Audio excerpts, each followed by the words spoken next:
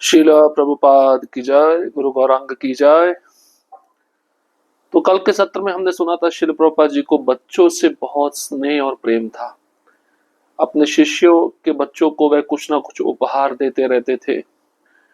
उपेंद्र नामक शिष्य, उनके दो बच्चे थे, प्रभुपाद जी ने उनको कुछ लक्ष्मी दिया। तो उपेंद्र बोले, मैं आपसे लक्ष्मी नहीं ले सकता, आप मेरे गुरु महाराज हैं।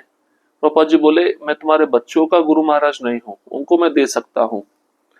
तो उपेंद्र प्रभु कहते हैं कि सभी बच्चों के प्रति प्रभुपाद जी का बहुत स्नेह था। मेरे बच्चे जब उनके कक्ष में जाते थे, प्रभुपाद जी उनको पास बुलाकर कुछ सिक्के प्रदान करते थे। उपेंद्र प्रभु ने पूछा, जब भी किसी को काम वासना की इच्छा हो तो उसे क्या करना चाहिए? प्रभुपाद जी ने कहा, केवल सहन करना चाहिए, बस सहन करो। और हमने श्रीनाथ प्रभु जी का वह प्रसंग भी सुना जो प्रभुपाद जी को मुंबई मंदिर से रेलवे स्टेशन तक गाड़ी में लेटाकर लेकर गए। बहुत ही दुखद यात्रा थी।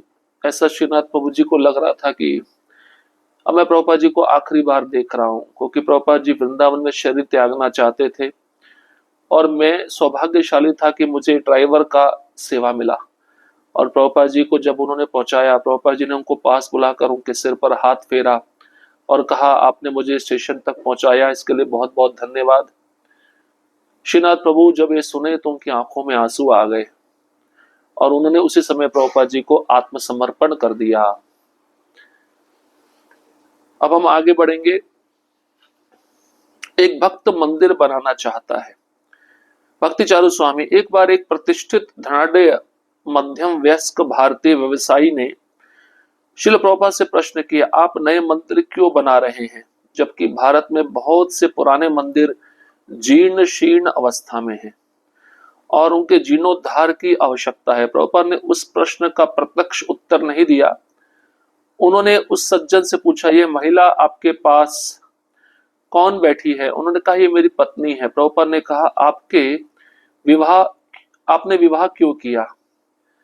वह व्यक्ति चकित रह गया और कुछ उत्तर ना दे सका। तब प्रभुपाद ने स्वयं उत्तर दिया, आपने विवाह इसलिए किया कि आप अपने संतान चाहते थे, किंतु जब सड़कों पर इतने बच्चे भटक रहे हैं तो आप अपने बच्चे क्यों चाहते हैं?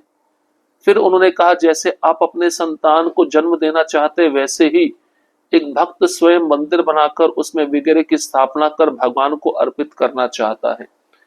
कितना सुंदर उत्तर प्रभुपाद जी ने दिया। एक व्यक्ति ने ये प्रश्न पूछा कि भारत में बहुत सारे पुराने टूटे फूटे मंदिर है, आप उनको ठीक करवा लीजिए, आप नया मंदिर क्यों बनवा रहे हैं? नए मंदिर बनाने में इतना पैसा खर्च जाता है, वही पैसा आप पुराने मंदिर जो जीर्ण शीर्ण हो चुके हैं उनको ठीक करवा दीजिए, उनकी मरम्मत करा दीजिए। तो प्रभुपाद जी ने उस प्रश्न का प्रत्यक्ष उत्तर तो नहीं दिया, उसी व्यक्ति को पूछा जिसने प्रश्न पूछा था, ये महिला आपके साथ में जो है वे कौन है? उस व्यक्ति ने कहा, ये मेरी पत्नी है। प्रभुपाद ने कहा, आपने विवाह क्यों किया, आपने शादी क्यों किया? तो व्यक्ति आश्चर्यचकित रह गया, ऐसा प्रश्न प्रभुपाद जी मेरे को क्यों पूछ रहे हैं? तो वह व्यक्ति उत्तर दे ना सका। तब प्रभुपाद जी ने स्वयं उत्तर दिया, आपने शादी इसलिए किया कि आपका अपना स्वयं का बच्चा हो, आपके अपने स्वयं की संतान हो। लेकिन जब सड़कों पे इतने सारे बच्चे भटक रहे हैं, अनाथ हैं, तो आप उनको गोद लेकर क्यों नहीं पालते? तो आप अपने आप बच्चा उनमें क्यों नहीं देखते? तो प्रभुपाद जी ने उत्तर दिया, उसी प्रकार जब आप शादी करके अपने संतान को जन्म देना चाहते हैं, उसी प्रकार एक भक्त भी अपना मंदिर बनाकर उसमें भगवान की स्थापना करके भगवान को अर्पित करना चाहता है। जब कोई हमसे प्रश्न पूछे, हमें यही उत्तर देना चाहिए। सभी विरोधियों का खंडन। गिरिराज स्वामी, एक युवक ने प्रश्न किया, आप कहते हैं कि हमें हरे कृष्ण नाम का जप करना चाहिए, लेकिन क्या केवल गिनती करने से भी वही प्रभाव नहीं मिलेगा? प्रभुपाद ने उत्तर दिया, तुम गिनती करके देखो और जब गिनते गिनते थक जाओगे तब हरे कृष्ण जप कर लेना। सब लोग हंस पड़े। फिर किसी ने पूछा, क्या आपने भगवान को देखा है? प्रभुपाद जी ने कहा, यदि मैं कहूं कि मैंने भगवान को देखा है तो क्या तुम विश्वास करोगे? उस युवक ने पहले कुछ नहीं समझा। प्रभुपाद ने फिर दोहराया, यदि मैं कहूं कि मैंने भगवान को देखा है तो क्या तुम विश्वास करोगे? उसने कहा नहीं। प्रभुपाद ने कहा तो फिर ये प्रश्न पूछने का क्या लाभ। शिल प्रभुपाद ने बिना किसी हिचकिचाहट के एक के बाद एक सब विरोधियों को परास्त कर दिया। बहुत सारे लोग प्रभुपाद जी को अजीब और गरीब प्रश्न पूछते थे। एक व्यक्ति प्रश्न पूछ रहा है, हमें हरे कृष्ण नाम का जप ही क्यों करना चाहिए, तो क्या केवल गिनती करने से वही प्रभाव नहीं मिलेगा। तो प्रभुपाद ने उत्तर दिया, तुम गिनती करके देख लो, जब गिनते गिनते थक जाओगे तब हरे कृष्ण का जप कर लेना। सभी लोग हंस पड़े। तो एक व्यक्ति ने फिर प्रश्न पूछा, आपने भगवान को देखा है। तो प्रभुपाद जी ने कहा, यदि मैं कहूं हाँ मैंने भगवान को देखा है तो क्या तुम मुझ पे विश्वास करोगे। उस युवक को कुछ समझ में नहीं आया। प्रभुपाद ने फिर दोहराया, यदि मैं कहूं कि मैंने भगवान को देखा है तो क्या तुम मुझ पर विश्वास करोगे। उस व्यक्ति ने कहा नहीं। तो फिर प्रभुपाद ने कहा, तुम प्रश्न क्यों पूछ रहे हो, प्रश्न पूछने का क्या लाभ। तो एक के बाद एक प्रभुपाद जी सब प्रश्नों का उत्तर देते थे, सभी विरोधियों का खंडन करते थे, सभी विरोधियों को परास्त कर देते थे। इस्कॉन को कभी मत छोड़ना, ये प्रभुपाद जी का आदेश है। चाहे कितनी भी विपत्ति आए, कितना भी कष्ट आए, तकलीफ आए, लेकिन प्रभुपाद जी ने ये जो सिद्धांत दिया है, संस्था बनाई है, इसको कभी मत छोड़ना। गिरिराज स्वामी, एक दिन मैं श्रील प्रभुपाद के कमरे में कोलकाता में गया और कहा, कृष्ण भावनामृत में आने से पहले मैं चलचित्र बनाता था, क्या मैं अब कृष्ण के लिए फिल्में बना सकता हूं।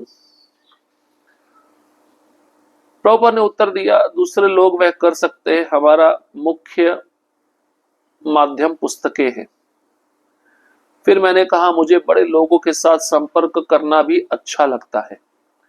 प्रभुपाद बोले, अरे वह तो बहुत महत्वपूर्ण है। हाँ, तुम्हें बड़े लोगों से संपर्क करके उन्हें कृष्ण भावनामृत का महत्व समझाना चाहिए।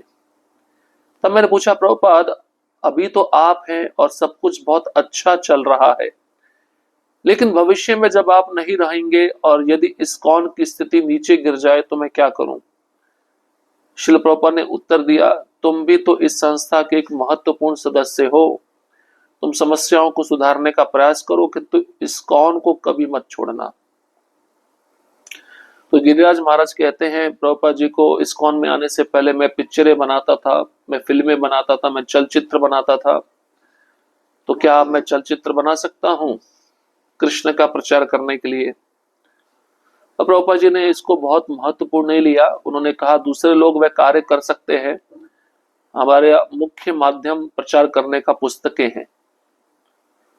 तो फिर गिरिराज महाराज ने कहा, मुझे बड़े लोगों के साथ संपर्क करना बहुत अच्छा लगता है। प्रभुपाद बोले, ये तो बहुत ही बड़ी सेवा है, बहुत ही महत्वपूर्ण सेवा है। तो तुम्हें उन लोगों से संपर्क करके जो बड़े बड़े उद्योगपति हैं उनको कृष्ण भावनामृत में लाकर इस सिद्धांत का महत्व समझाना चाहिए कि कृष्ण कौन है, हम कौन है, हमारा कृष्ण के साथ क्या संबंध है। तब गिरिराज महाराज ने एक महत्वपूर्ण प्रश्न पूछा। उन्होंने कहा, प्रभुपाद अभी तो आप हैं, आपने संस्था बनाई, सब कुछ अच्छे से चल रहा है, सब लोग आपकी आज्ञा का पालन कर रहे हैं, लेकिन भविष्य में जब आप नहीं रहेंगे, आप हमको छोड़ के चले जाएंगे और इस्कॉन की जो स्थिति है नीचे गिरती जाएगी, लोग शिष्य आज्ञा का पालन नहीं करेंगे, नियम भंग करेंगे, तो मैं क्या करूं। प्रभुपाद जी ने स्पष्ट उत्तर दिया, तुम भी तो इस संस्था के एक महत्वपूर्ण सदस्य हो, तो तुम्हारी सेवा है इन समस्याओं को सुधारना, इन समस्याओं को सुधारने का प्रयास करना, लेकिन इस्कॉन को कभी मत छोड़ना। विपदा आएगी, समस्या आएगी, संकट आएंगे, कष्ट आएंगे, आध्यात्मिक जीवन में कष्ट आते हैं, लेकिन संस्था में बने रहना, उस संस्था की समस्याओं का हल करना, लेकिन उस संस्था को मत छोड़ना, इस्कॉन को मत छोड़ना। प्रभुपाद जी का ये आदेश है हर एक शिष्य के लिए, हर एक भक्त के लिए। जो पालन करेगा वही उत्तराधिकार पाएगा। भक्ति चारू स्वामी, श्रील प्रभुपाद के पृथ्वी से प्रस्थान के कुछ दिन पूर्व दो प्रतिष्ठित भारतीय व्यक्ति, श्रीमान नारायण मद्रास के गवर्नर और उनके बहनोई रामकृष्ण बजाज प्रख्यात उद्योगपति प्रभुपाद से मिलने आए। एक समय पर उन्होंने कहा कि वे प्रभुपाद से निजी वार्ता करना चाहते हैं। प्रभुपाद ने हमसे कहा कि हम बाहर जाएं। हम बाहर चले तो गए, किंतु जाते जाते मैंने टेप रिकॉर्डर का बटन दबा दिया।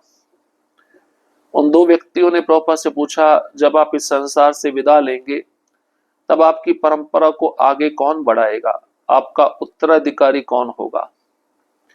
प्रभुपाद ने उत्तर दिया, मैं अपनी परंपरा अपने सभी शिष्यों और अनुयायियों को दे रहा हूं। जो कोई भी इसका पालन करेगा वही इस परंपरा का उत्तराधिकारी होगा। तो भक्ति चारू महाराज कहते हैं कि श्रील प्रभुपाद जी जब शरीर छोड़ने वाले थे, शरीर छोड़ने से कुछ दिन पहले दो बड़े व्यक्ति प्रभुपाद जी को मिलने आए, बड़े प्रतिष्ठित भारतीय व्यक्ति। तो एक व्यक्ति थे मद्रास के गवर्नर, जिनका नाम था श्रीमान नारायण, और दूसरे व्यक्ति थे उनके बहनोई रामकृष्ण बजाज, जो बहुत बड़े उद्योगपति थे। उन्होंने कहा प्रभुपाद जी को कि हम आपसे अकेले में वार्तालाप करना चाहते हैं। प्रभुपाद ने हम सभी शिष्यों को कहा कि तुम सभी कमरे से बाहर जाओ। तो भक्ति चारू महाराज कहते जब हम कमरे से बाहर जा रहे थे तो मैंने जाते जाते टेप रिकॉर्डर का बटन दबा दिया, जिससे पता तो चले ये व्यक्ति क्या बात कर रहा है प्रभुपाद जी से।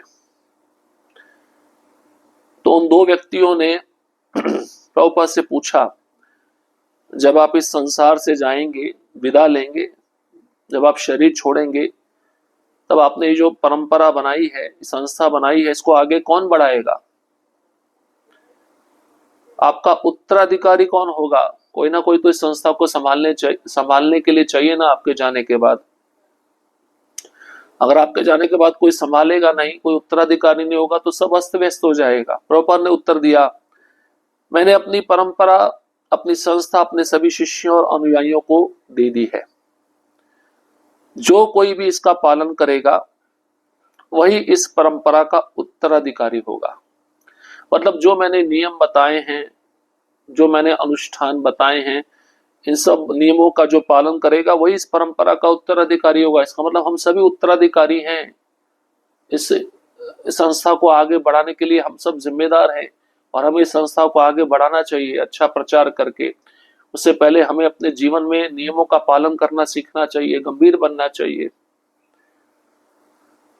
इसलिए प्रभुपाद जी कहते हैं कि मिलकर रहो, एक दूसरे को सहयोग करो, जो भी समस्या आती है संस्था में उसको सुधारने का प्रयास करो। जब आप ऐसा करोगे तो आप अपने आप ही उत्तराधिकारी बन जाओगे। तो इस प्रकार से प्रभुपाद जी अपने व्यक्तिगत जीवन से सभी शिष्यों को सिखाते थे कि कृष्ण से कैसे प्रेम किया जाए और कृष्ण के प्रति निष्ठावान कैसे बना जाए। हरे कृष्ण कृष्ण कृष्ण हरे हरे, हरे राम राम राम हरे हरे। श्रील प्रभुपाद की जय, गुरु गौरांग की जय।